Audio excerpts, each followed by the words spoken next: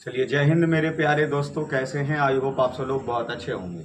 LP technician की तैयारी आप सभी लोगों का काफ़ी अच्छा चल रहा होगा और उसी में चार चांद लगाने के लिए हम आपके साथ जुड़ गए हैं। ठीक है, तो ये हमारा 49वां सेट है और ये जो सेट हम लिए प्रीवियस साल 31 अगस्त फर्स्ट शिफ्ट 2018 का जो एग्जाम पड़ा था एलपी टेक्नीशियन का, उसी का साइंस प्रश्न यहाँ हम इस वीडियो के माध्यम से देखने वाले हैं। साथ में इस चैनल के माध्यम से आपको प्रीवियस साल के अर्थात एलपी टेक्नीशियन के प्रीवियस साल का रीजनिंग का भी प्रश्न देना हमने शुरू कर दिया है। अगर वो वीडियो भी आप सब लोग नहीं देखे हैं तो अवश्य जा करके देख लीजिए। उसका एक वीडियो दिया जा चुका, दूसरा वीडियो आज दिया जाएगा। साथ ही शाम में अगर ग्रुप डिस्कशन में जुटना है तो 6 बजे शाम में अवश्य जुड़िए। चलिए, वो सब बातें छोड़िए, पहले आते हैं अपने टॉपिक्स में। तो यहाँ 31 अगस्त फर्स्ट शिफ्ट 2018 सिर्फ साइंस प्रश्न, उद्देश्य हमारा देख करके अगले आने वाले क्वेश्चन का निर्धारित करना। ठीक है, तो चलिए आते हैं। क्या दिया गया? डीएनए। डीएनए क्या प्रश्न पूछ रहा? डीएनए। डीएनए का एक खंड जो प्रोटीन की जानकारी प्रदान करता है उसे क्या कहते हैं? तो डीएनए में जीन होता है जो हमें प्रोटीन की जानकारी प्रदान करता है। बायो का ऐसा प्रश्न पूछा था। ठीक है, चलिए आगे चलते हैं अगले प्रश्न पे। अगले प्रश्न देखिए क्या करा। केमिस्ट्री, न्यूलैंड के अष्टक नियम के नियम में निम्न तत्वों में कौन सा तत्व अंतिम तत्व था? तो थोरियम। ठीक है, अंतिम तत्व तो थोरियम।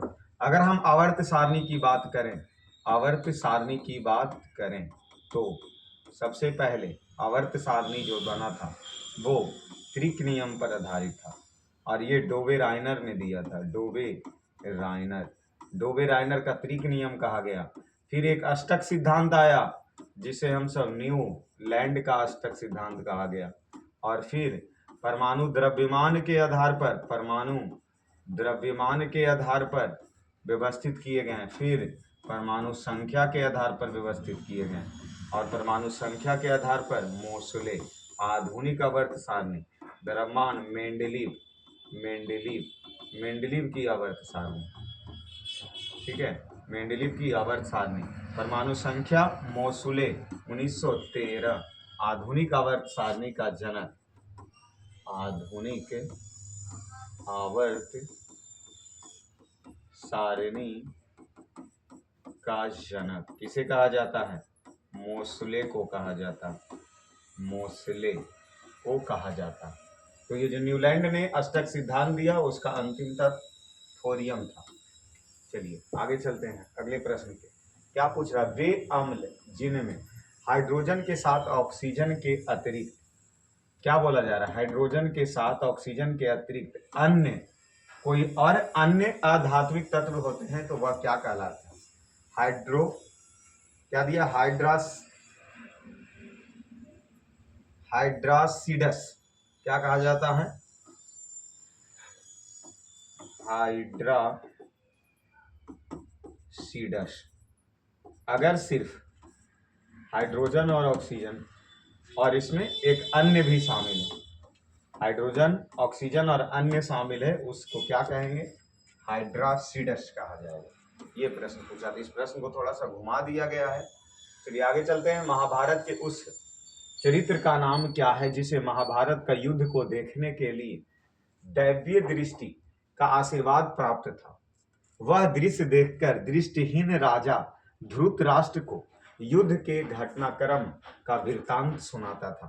उसका नाम था संजय, क्योंकि यह बिना युद्ध, क्या बोला जा रहा है? संजय वहां पर होते हैं, किरदार निभाते हैं। जो दैवीय दृष्टि का जिसके पास आशीर्वाद था, वह दृश्य देखकर दृष्टिहीन राजा जो धृतराष्ट्र थे उसको कहानी सुनाता था। वो कौन थे? संजय थे। ठीक है, चलिए अगले प्रश्न पे चलते हैं। अगला प्रश्न, प्रधानमंत्री नरेंद्र मोदी द्वारा राष्ट्र को समर्पित ढोला सदिया पुल किस नदी पर बनाया गया है? तो लोहित नदी पर। ढोला सदिया पुल किस नदी पर? लोहित नदी पर बनाया गया। चलिए आगे चलते हैं। अगले प्रश्न, नीचे दिए गए विकल्पों को गलत आणविक सूत्र अर्थात आईयूपीएसी नाम समान रूप वाले विकल्प की पहचान है। मतलब कौन इसमें गलत है जिसको पहचानना है, वही ना।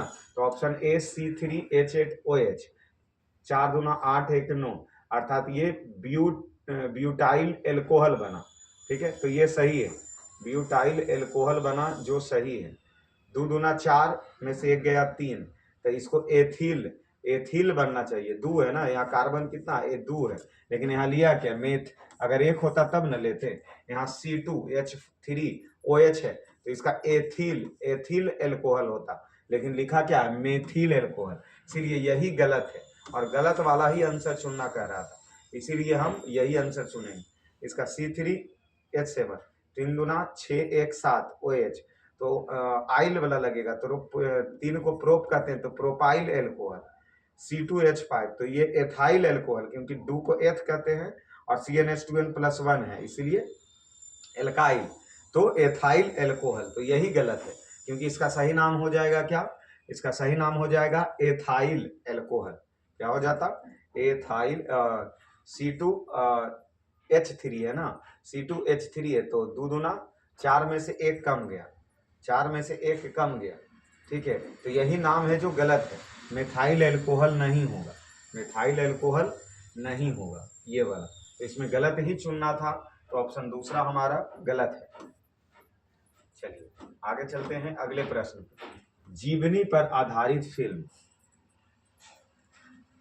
पैडमैन में किस अभिनेता ने सामाजिक कार्यकर्ता अरुणाचल मुरुगनाथम का किरदार निभाया था, तो वो अक्षय कुमार, ठीक है, कौन निभाया था, अक्षय कुमार। ये प्रश्न पूछा था, ये करंट का प्रश्न है, इसको छोड़ दीजिए। चलिए अगले प्रश्न पे आते हैं। निम्नलिखित में कौन सा निर्विज्ञान संग्रहालय है जो भारत के विशेष संदर्भ में मनुष्य और संस्कृति के विकास का एकीकृत कहानी प्रस्तुत करता है, तो कौन है, इंदिरा गांधी राष्ट्रीय मानव संग्रहालय, ये आंसर है। इंदिरा गांधी राष्ट्रीय मानव संग्रहालय है जो क्या करते हैं कि निर्विज्ञान संग्रहालय है, विज्ञान का संग्रहालय है जो भारत के विशेष संदर्भ में मनुष्य और सांस्कृतिक विकास की एक एकीकृत कहानी सुनाता है। इंदिरा गांधी राष्ट्रीय मानव संग्रहालय। चलिए आगे चलते हैं अगले प्रश्न पे।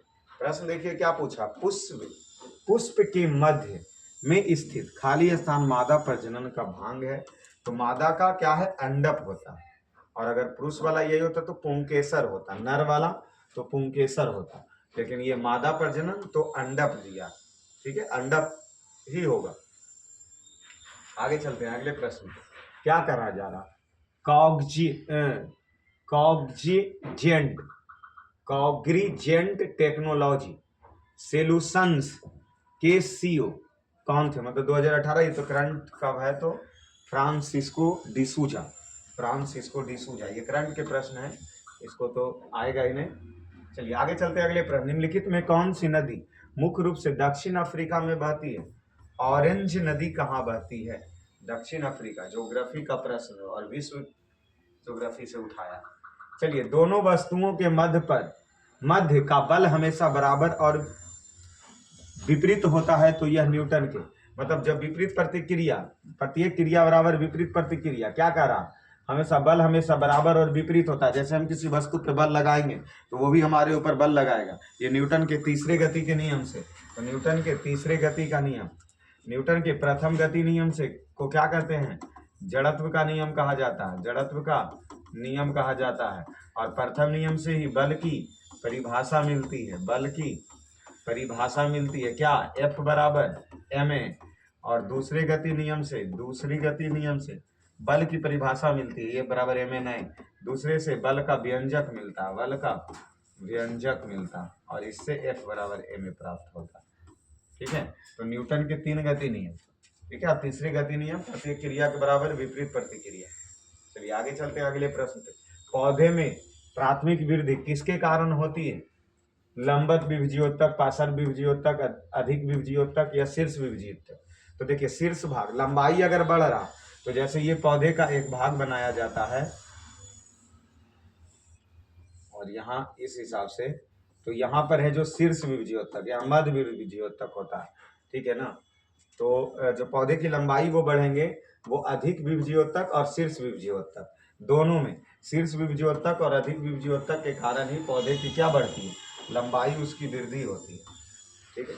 चलिए आगे चलते हैं। अगले प्रश्न क्या पूछ रहा, एक गोलीय दर्पण के परावर्ती पृष्ठ के मध्य एक बिंदु होता है जिसे कहते हैं, जैसे गोलीय ये दर्पण है, इसके बीच में एक जो बिंदु होता है इसे ध्रुव कहा जाता है या इसी को पोल कहते हैं। तो उस बिंदु को क्या कहते हैं, ध्रुव या पोल कहते हैं। इसको कलर कर दीजिए, नहीं तो आप सब लोग कहीं मिस ना करिएगा कि सर बनाए क्या है, दर्पण या ऐसे ही लकीर खींच दी। निम्नलिखित में सही मिलान करें। तो देखिए वाट, 1 वाट बराबर 746 वाट होता है, ठीक है। तो पहला का क्या हो गया, पहला का तो क्या कर रहा है, सही मिलान कीजिए, ठीक है, यही ना। और 1 किलोवाट घंटा में 1 हाउस पावर, नहीं ये गलत है। 1 हाउस पावर में 746 वाट होता है। 1 HP बराबर 746 वाट, ठीक है। उसके बाद पूछा 1 किलोवाट घंटा, 1 किलोवाट या वाट, तो वाट बराबर क्या होता है और 1 किलोवाट घंटा में कितना होता है। जैसे देखिए 4 का डी मिलाइए, तो 4 का डी, तो ये ऑप्शन गलत हो गया क्योंकि बी दिया है और ये गलत हो गया, अर्थात 4 का डी, ठीक है, 4 का डी, तो 1 का ए, तो वाट नैनोमीटर। उसके बाद 1 का ए, दो में क्या, दो में है किलोवाट, तो किलोवाट को हम सब 1000 वाट को किलोवाट बोलते हैं, तो 2 का सी हो गया और 3 का बी, तो अब मिलाइए, और 1 का ए, 2 का सी और 3 का बी और 4 का डी। सही आंसर यही है कि 1 वाट नैनोमीटर, 1 किलोवाट 1000 वाट के बराबर, 1 किलोवाट घंटा तो 3600 जूल या 3.6 गुना 10⁻6 जूल, और 1 हाउस पावर बराबर 746 वाट। तो सही ऑप्शन हो गया हमारा चौथा।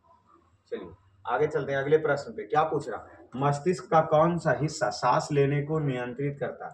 तो मज्जा जो है, मस्तिष्क का मज्जा है जो सांस लेने को क्या करता है, नियंत्रण, जिसको मेडुला भी हम सब कहते हैं, इंग्लिश वर्ड, हिंदी में मज्जा, इंग्लिश में मेडुला। निम्नलिखित में कौन एक बायोगैस का घटक नहीं है। तो मेथेन है, कार्बन डाइऑक्साइड है, हाइड्रोजन सल्फाइड, लेकिन CO2 कार्बन मोनोऑक्साइड नहीं है, ठीक है। बायोगैस का प्रमुख घटक कार्बन मोनोऑक्साइड नहीं है। ऐसे प्रश्न एलपी में पूछा गया था। चलिए और आगे बढ़ते हैं। किस पूर्व क्रिकेटर ने टीम 5 और अक्सर 2 में अभिनय किया था। मतलब किस पूर्व क्रिकेटर ने टीम 5 और अक्सर 2 में अभिनय किया था, किसके द्वारा, तो एस श्रीसंत के द्वारा। एस श्रीसंत ने T5 और अक्सर 2। चलिए आगे चलते हैं। आरबीआई द्वारा जारी 50 रुपया के नोट के पृष्ठ भाग पर किसका है, मतलब जो 50 रुपया के नोट है उस पर किसका चित्रण किया गया, सांची स्तूप, लाल किला, हम्पी के पत्थर या मंगलयान। तो वह हम्पी के पत्थर से बना रथ, 50 के नोट पर क्या बनाया गया, हम्पी के पत्थर का बना रथ, ये सब चित्रण किया गया। चलिए आगे चलते हैं अगले प्रश्न। किसी परमाणु के कक्ष में समायोजित किया जा सकने वाला इलेक्ट्रॉन की अधिकतम संख्या किस सूत्र पर निर्भर करती है। तो 2n², कि कोई भी कक्षा में कितने इलेक्ट्रॉन रहेंगे वो उसकी कक्षा पे निर्भर करता है। तो इसके लिए एक सूत्र होता है 2n², ठीक है। चलिए आगे चलते हैं अगले प्रश्न पे। क्या करा, एक तत्व ए फॉर्मूला जो है A3 और O4 के साथ ऑक्साइड बनाता है, तब ए की संयोजकता क्या होगी। देखिए तो इसका संयोजकता इसमें चला आता है और इसका संयोजकता इसमें, तो ए का संयोजकता 4 होगा और ओ का संयोजकता ये रहा, ओ का संयोजकता ये रहा, ठीक है। संयोजकता अदल बदल होती है, इसलिए ए का संयोजकता 4 हो गया, ओ का 3 हो गया, तो ए का संयोजकता क्या हो गया, 4 हो गया।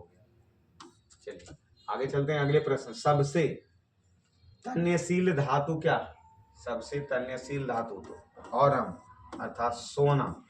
सबसे लंबा खींचा जा सकने वाला धातु तो सोना है, और विद्युत का सबसे अच्छा चालक तो चांदी है, और सबसे ज्यादा आघात वर्धनीय भी तो चांदी ही है सबसे ज्यादा आघात वर्धनीय, ठीक है।